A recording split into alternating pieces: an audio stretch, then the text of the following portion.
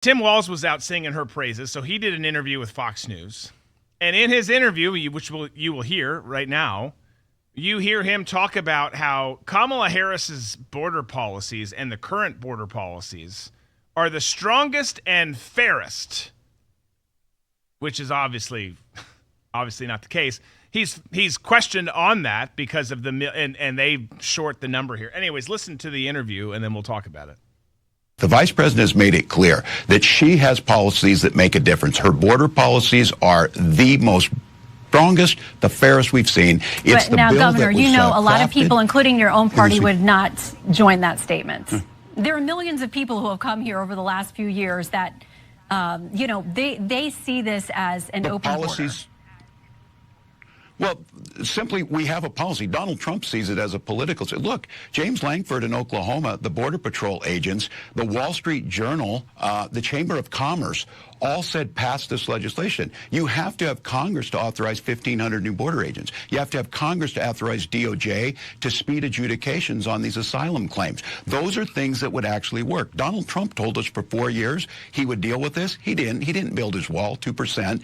Mexico didn't pay for it. This is a real bill that has bipartisan support. It has the experts on board, and it starts to tackle these issues. And we don't have to resort to demonizing people. We don't have to resort to making up or crafting stories, as Senator Vance said he did. Those things were not happening in Springfield, but it doesn't mean that we can't pass a piece of legislation to strengthen our border. That's what Kamala Harris is talking about. Well, She's talking Governor, about solving the problem. That piece of legislation does include the wall that you guys have been so, you've disparaged that. I mean, the vice president has as well, so I don't know if she really intends to move forward with that. But it was negotiated by 3 or 4 senators, and many Republicans came out against it long before President Trump indicated he didn't like it either. All right. So here we go again, right? Let's just not tell the truth. Let's just say what we think people want to hear.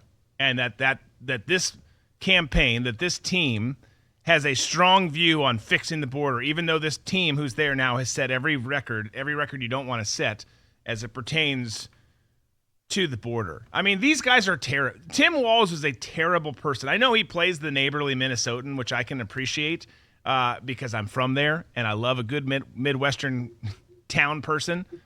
But he's not that. That's not who he is. I mean, he's the Michael Jordan of lying. Nothing he talked about there, nothing he referenced there is fair and accurate or true. Just none of it. Tom, I know you've got comments. Well, I love the fact that he invoked the senator from Oklahoma, Langford, you may as well put a D next to his name. That guy just creeps me out to no end. And I think he is one of the worst rhinos. He's the redheaded Mitt Romney. He's just a terrible, terrible individual. But if you break down what Walz was talking about, and you get into, him claiming that, he had the backing of Langford, the Wall Street Journal, and the Chamber of Commerce. The Chamber of Commerce is nothing more than a shakedown arm for the Democrat Party, and also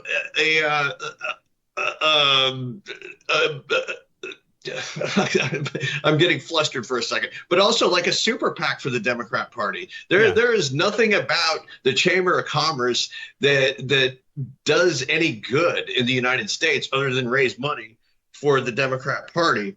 And basically, if that bill were to be signed into law, it legalizes human trafficking. That's what that bill did, and Langford knows it. And There's some reason why Langford is in bed with the Democrats, and I think I have kind of a good inkling as to why that is.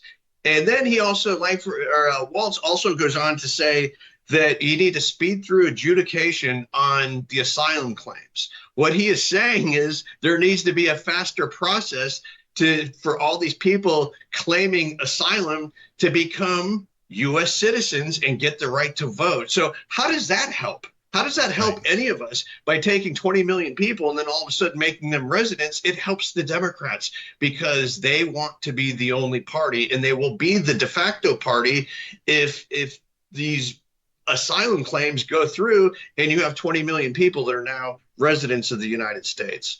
So, and then he talks about the border wall. Well, of course, Trump didn't get the border wall done, or I don't know, what he like 500 miles or so.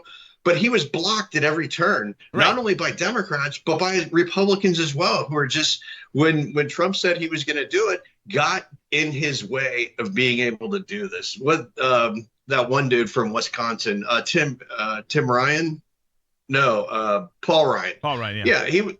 He was one of the biggest douche canoes out there. Yeah. When it came to Trump trying to push through his agenda. Well, and then I was just gonna finish the thought with Walz accusing Senator Vance of making stuff up that happened in Springfield. Walz, out of all people, should not be saying, "Oh, this person's lying" or "this person's exaggerating." Walz's entire life is a lie. right. And especially with that beard that he walks around with, claiming that that's his wife, and you can just tell by looking at her that she's a schizophrenic cutter that, I think she might be. Yeah. But who knows? There's a chance that she's not, but I have it under good authority that she is. To quote Harry Reid, she's got to prove that she's not.